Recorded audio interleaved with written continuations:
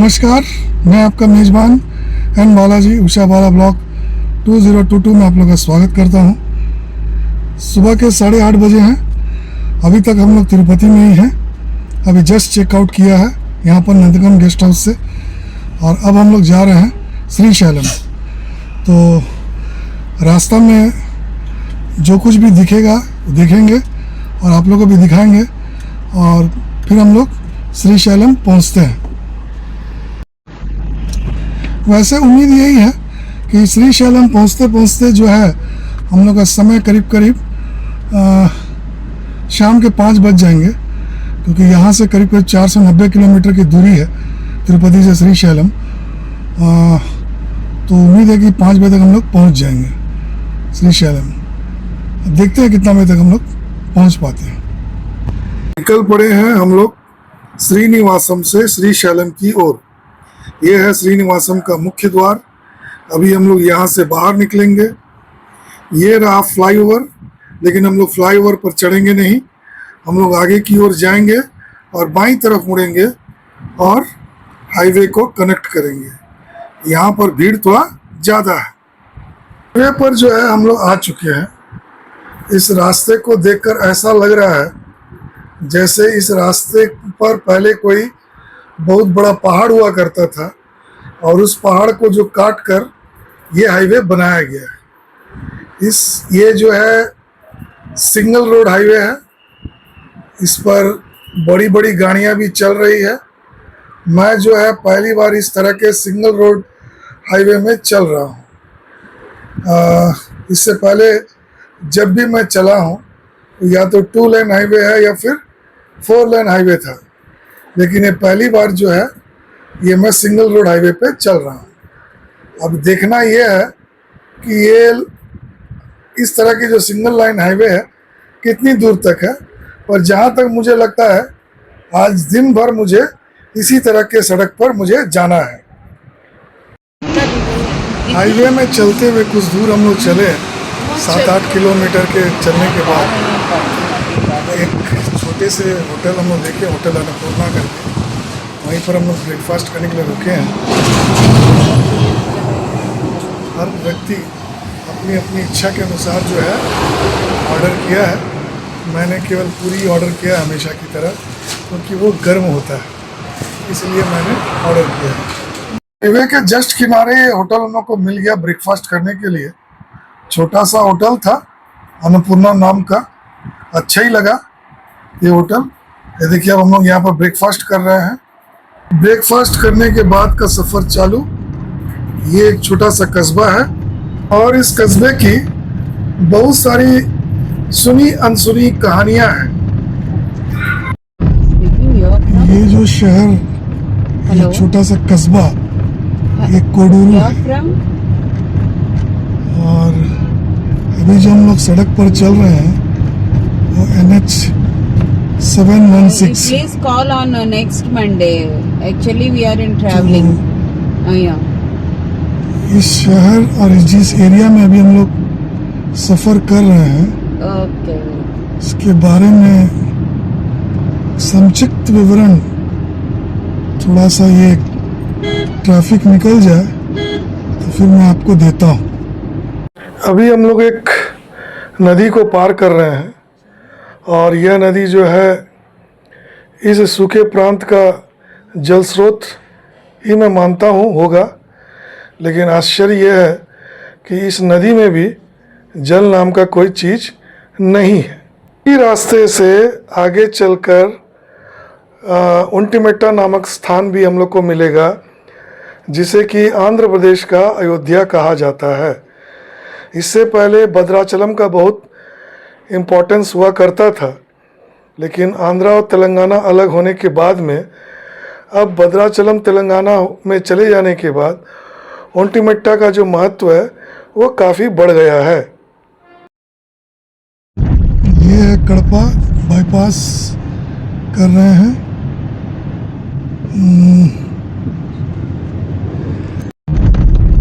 कड़पा यानी most fascinating क्या है? फैक्शनिस्ट प्लेस। यहाँ पर मार पीट झगड़ा झंझट शौक की तरह होता है लोगों का, तो वहाँ से गुजर रहे हैं अभी हम लोग। वैसे भी ये एरिया पूरा जो है उसी तरह का है, पहाड़, गर्मी, मिर्च पाउडर का झाल, ये सब यहाँ की प्रसिद्धियाँ, उपलब्धियाँ कहिए या प्रसिद्धियाँ कहिए, यही सब है।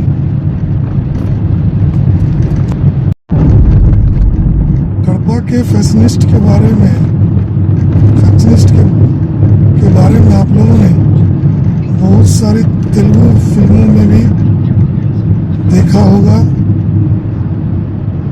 कि वहाँ पर किस तरह से कटारी उटारी लेके स्कॉर्पियोज में चला जाता है, तो ये वही इलाका है।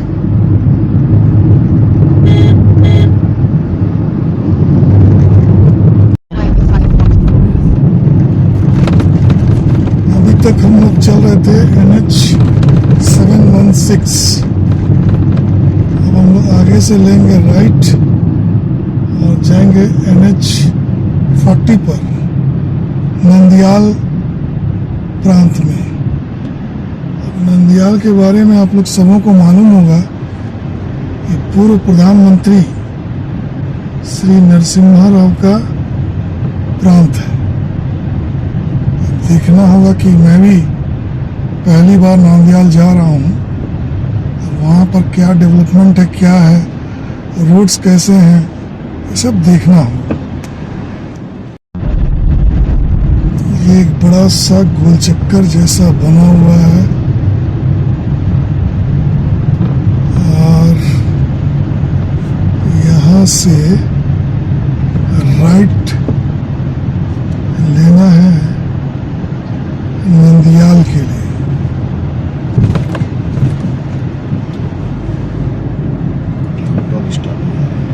अब यहाँ से जो रोड है वो रोड टॉल रोड है। देखिए दिखा रहा है नंदियाल कितना, 118 किलोमीटर NH 40 पर। हैदराबाद 402। पूरा लगता नेता लोग का जमावड़ा यहाँ लगा हुआ है।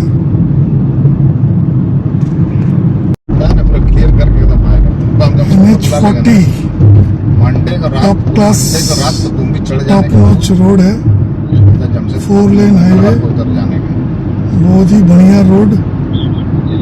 इसमें कि अभी हम लोग चल रहे हैं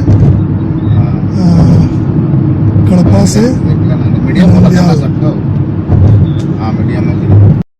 यहाँ पर रास्ते में हम लोग को एक शेरे पंजाबी ढाबा मिला, तो हम लोग रुक गए और यहाँ पर खाना खाने के लिए, और हम लोगों ने तंदूरी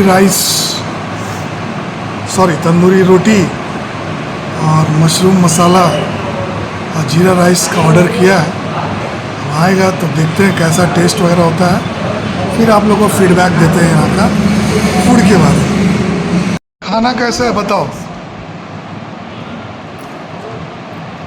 झाल है। कार्तिक, खाना कैसा है बताओ? अच्छा है, लेकिन मतलब मशरूम मसाला जो है वो काफ़ी तीखा है। तीखा। सर जी, फूड का रिव्यू ये है, खाना तो ठीक है लेकिन तीखापन बहुत ज़्यादा है।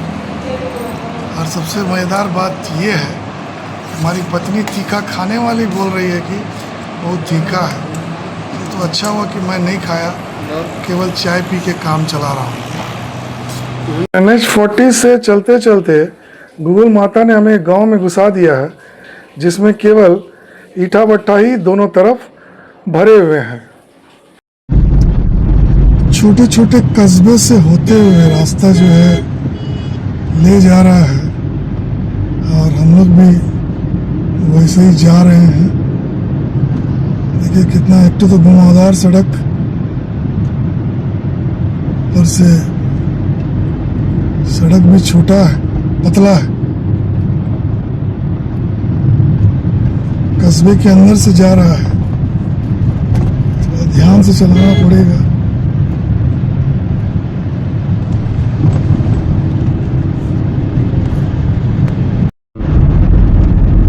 ये जो जितना भी खेती दिखाई दे रहा है सब चिनिया बादाम का खेती है। और यहाँ पर जो है खेती योग्य जो ज़मीन है उसका भी कॉस्ट जो है बहुत ज़्यादा है। शहर, कस्बा, गांव आदि को पार करने के बाद अब वो समय आ गया है जब हम लोग जंगल में प्रवेश कर रहे हैं। आखिर शिव जी का दर्शन करना है तो भाई इन तरह की बाधाओं को पार तो आपको करना ही पड़ेगा। आखिर भगवान भोलेनाथ का दर्शन करने के लिए इतना आसानी से तो दर्शन होगा नहीं, तो हम लोग जो है इस तरह की कई सारी बाधाओं को अभी तक पार किया है और आगे भी पार करेंगे। अभी हम लोग जिस जंगल में प्रवेश कर रहे हैं उसका नाम है नल्लमल्ला फॉरेस्ट। ये भारतवर्ष में नामचीन फॉरेस्ट में से एक फॉरेस्ट है। इसमें बहुत सारे जीव जंतु हैं और जिसमें ऐसा कहा जाता है कि इसमें शेर भी पाया जाता है। हालांकि अभी तक तो किसी ने देखा नहीं है, लेकिन कहा जाता है। जंगल बड़ा कितना बड़ा है, खत्म ही नहीं हो रहा है। దీన్ని ఏమిటంటారు? నల్లమల అడవులు. यही वाला है। నల్లమల ఫారెస్ట్. మీకు ఆ సినిమాలో చూపిస్తాడు మహేష్ బాబుది, అదేంటి సరిలేరు నీకెవ్వరు. अभी 120 किलोमीटर बचा हुआ है। ఏదో డైలాగ్ కూడా ఉంటది, అన్న గేట్ పడిపోతే రమణ రమణ गेट पड़पोद्दी ఏదో భలే డైలాగ్. मेरे मालिक थोड़ा सा तो जगह दो। उतारिए नीचे, जगह तो है। रोड अप डाउन था। अरे कोई इस जंगल में शेर हैं ये कहते हुए तो कई लोगों को मैंने सुना है, लेकिन किसी ने देखा ऐसा किसी ने नहीं कहा। लेकिन शेर की दहाड़ कई लोगों ने सुना है ऐसा पता चला है। माइंड ब्लोइंग फॉरेस्ट, इसको मैं पिक्चर में देखा था, बड़ा कोई पिक्चर में। 30 किलोमीटर 30 किलोमीटर दिया। రమణ రమణ రోడ్ ఎక్కాలి.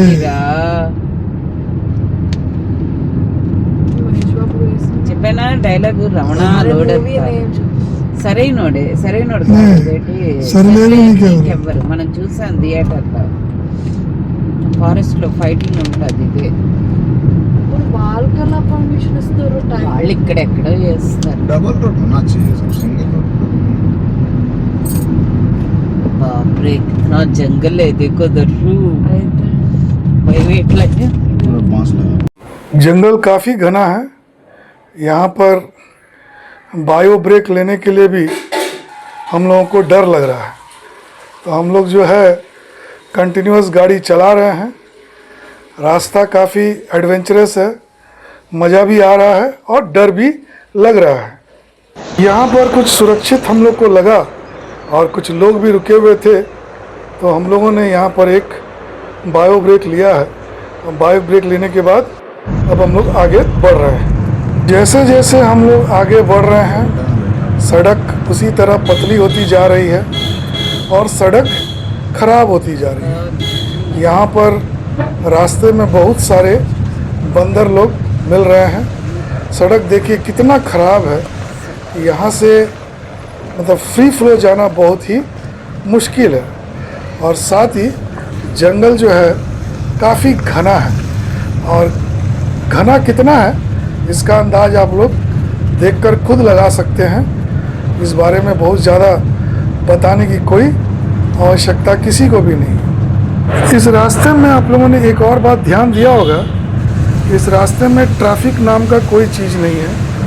सामने में एक बड़ी सी गाड़ी दिख रही है, टेलर है, और कुछ एक गाड़ियाँ हमारे पीछे है। इसके अलावा इस सड़क पर कुछ भी नहीं है। हम लोग अपनी इर्टिगा कार से सफ़र कर रहे हैं, तो थोड़ा धीरे धीरे ही हम लोग चल रहे हैं।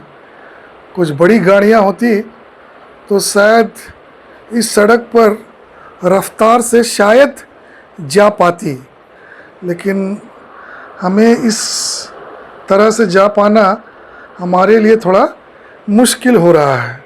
कुछ भी कहें, नेचर में इतना लंबा सफ़र मैं अपने जीवन में पहली बार कर रहा हूँ। आनंद भी आ रहा है, डर भी लग रहा है और काफ़ी एडवेंचर भी महसूस हो रहा है। काफ़ी दूर चलने के बाद अब थोड़ा जो है सड़क बढ़िया मिला है और हम लोग का रफ्तार भी कुछ बड़ा है, लेकिन सड़कें उसी तरह से घुमावदार है और अब हम लोग जो है पहाड़ के ऊपर चढ़ रहे हैं। हैदराबाद से ये बहुत सारे लोग जो है श्रीशैलम जाते हैं। पता नहीं वहाँ का रास्ता कैसा है, जबकि वहाँ के लोग फ्रीक्वेंटली श्रीशैलम जाते हैं। हमें तो काफ़ी एडवेंचर का रास्ता सामना करना पड़ा, क्योंकि हम लोग जो है तिरुपति से श्रीशैलम जा रहे हैं। अब हम लोग शिखर दर्शन के पॉइंट पर पहुंचने ही वाले हैं। ये है शिखर दर्शन का वो पॉइंट जहां से श्रीशैलम का जो गुंबद है उनका शिखर का दर्शन किया जाता है। ऊपर में दूरबीन लगा हुआ है जहां से शिखर दर्शन कर रहे हैं लोग। ये एक छोटा सा मंदिर है और यहाँ पर एक पर्वत टाइप का आकार बनाया गया है जिस पर कि छोटा छोटा लिंग बनाया गया है, और वो शिव जी का पूरा फैमिली, और नीचे में जो है ये कार्तिकेय जी का मंदिर है। देखिए कितना सुंदर लग रहा है ये पहाड़, जिस पर कि शिवलिंग की आकृतियाँ जो है छोटी छोटी अनगिनत सी बनी हुई है। यहीं से जो है जो शिखर का दर्शन होता है। और बीच वाला जो लाइट है ना, भी वही वाला है शिखर। ऐसी मान्यता है कि श्रीशैलम आने से सबसे पहले शिखर दर्शन करना है, फिर साक्षी गणपति का दर्शन करना है, तब श्रीशैलम भगवान शिव का दर्शन करना है। रात काफ़ी हो चुकी है, अभी तक हम लोग गेस्ट हाउस पहुँचे नहीं हैं, तो सबसे पहले गेस्ट हाउस पहुँचते हैं जल्दी से, फिर आप लोग से बात करते हैं। देखिए कितना घना अंधेरा इस समय हो चुका है। इस वक्त मैं श्रीशैलम के एक गेस्ट हाउस में रेस्ट ले रहा हूँ। हम लोग रात को 8:30 बजे श्रीशैलम पहुँचे। काफ़ी थकान हो चुकी है। जैसे ही हम लोग श्रीशैलम पहुँचे, एक गेस्ट हाउस हम लोगों ने बढ़िया सा देखा और उसको हमने 2 रूम लिया है डबल ऑक्यूपेंसी में। तो गेस्ट हाउस कैसा है और रूम्स कैसा है, इसका एक ओवरव्यू मैं आप लोग को कल दूंगा। काफ़ी थक चुका हूँ, तो अब मैं ब्लॉग को यहीं समाप्त करता हूँ। अंत में ब्लॉग का संदेश: धर्म की रक्षा कीजिए, देश से प्रेम कीजिए और स्वस्थ रहिए। आप लोग अपना समय देने के लिए आप लोग का बहुत बहुत धन्यवाद।